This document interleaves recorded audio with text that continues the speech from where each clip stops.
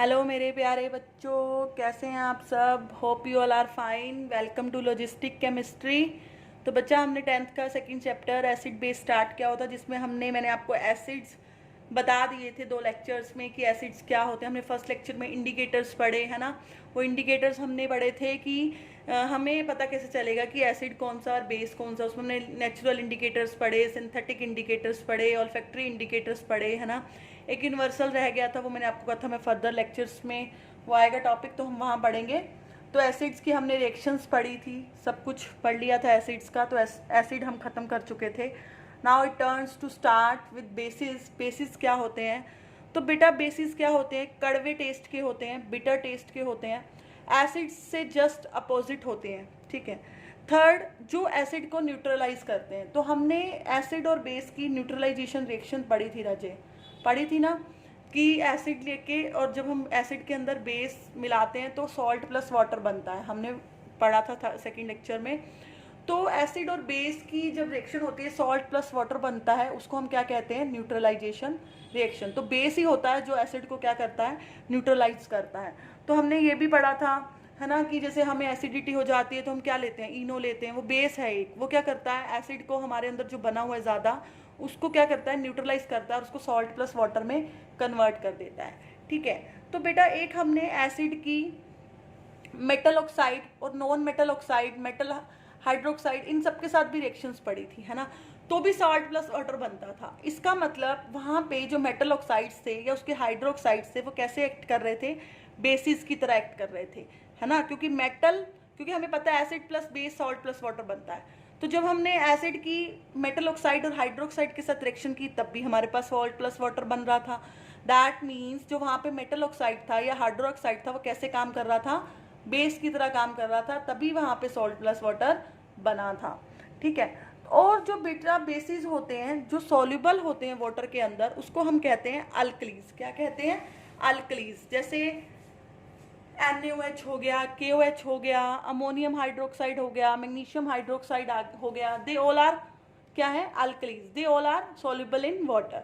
But बच्चा, हम generally soluble जो होते हैं बेसिस, उनकी ही बात करते हैं। तो अगर हम अल्कली बोल रहे हैं, बेस बोल रहे हैं, तो दैट मीन्स वो सॉल्युबल है वाटर में। तो उस नेम से मत कंफ्यूज होना कि मैम यहाँ पे बेस लिखना है अल्कली। तो आप जो मर्जी वर्ड यूज़ करो, बट हमें पता है कि वो सॉल्युबल वाले ही हम ले रहे हैं, ठीक है। तो जो ये सारे हैं NaOH, KOH, calcium hydroxide, ammonium hydroxide, magnesium hydroxide, ये सब क्या होते हैं? वाटर में डिजोल्व होके वाटर में हमें क्या देते हैं? OH negative ion. KOH है ना, जैसे देखो NaOH लिया मैंने, NaOH को मैंने वाटर में जब डिजोल्व किया तो मेरे पास क्या बना? Na positive OH negative. क्या बना? Na positive OH negative. तो सेम KOH जो है वो वाटर में डिजोल्व होकर हमें क्या दे रहा है? K positive OH negative. तो जो ये बेसिस होते हैं, ये हमें वाटर में डिजोल्व कर होके क्या देते हैं? OH negative ions.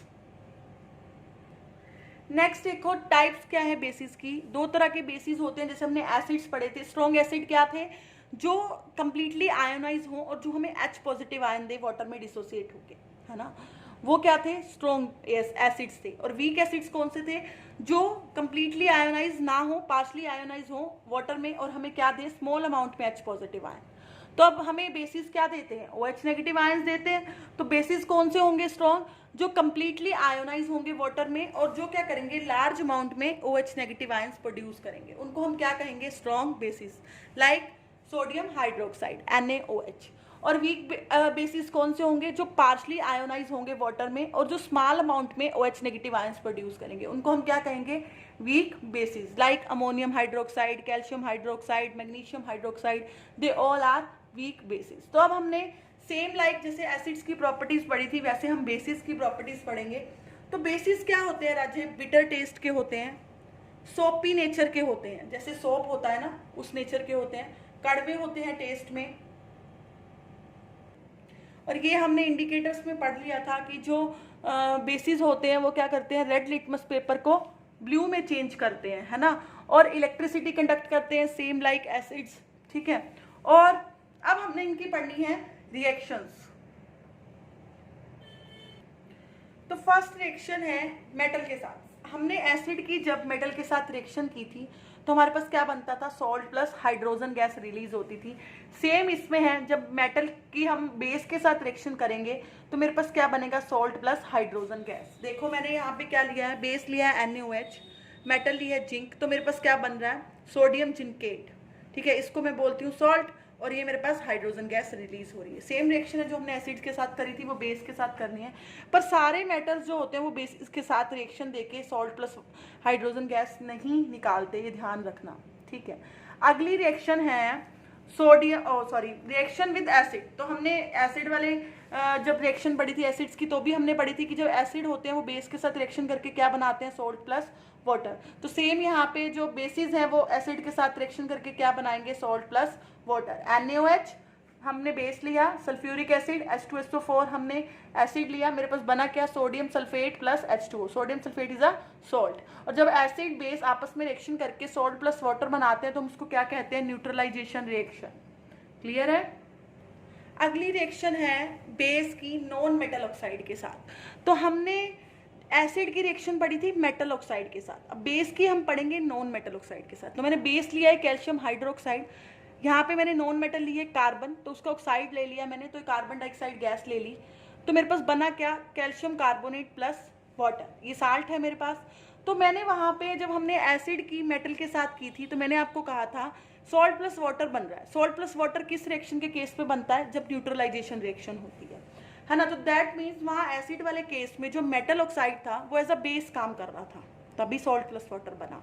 ठीक है, सेम यहाँ पे देखो बेस के साथ जब मैं नॉन मेटल ऑक्साइड की करा रही हूँ तो भी मेरे पास सॉल्ट प्लस वाटर बन रहा है।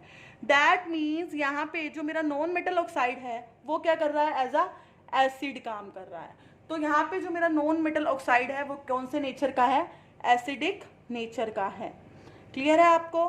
तो इसका मतलब कि जब हम मेटल की एसिड के साथ कराते हैं तो हम जो मेटल ऑक्साइड है वो एज अ बेस काम करता है, और जब हम नॉन मेटल ऑक्साइड की बेस के साथ कराते हैं तो यहाँ पे नॉन मेटल ऑक्साइड कैसा नेचर का होता है, एसिडिक नेचर का, क्योंकि दोनों ही टाइप की रिएक्शंस में मेरे पास सॉल्ट प्लस वाटर बन रहा है।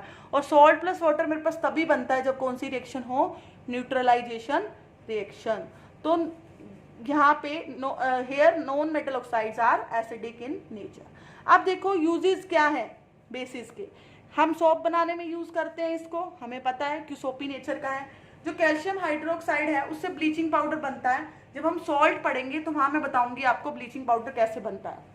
सोडियम कार्बोनेट को हम वॉशिंग सोडा के तौर पे यूज करते हैं। सोडियम हाइड्रोजन कार्बोनेट को हम क्या कहते हैं, बेकिंग पाउडर कहते हैं, जो हम कुकिंग में यूज करते हैं।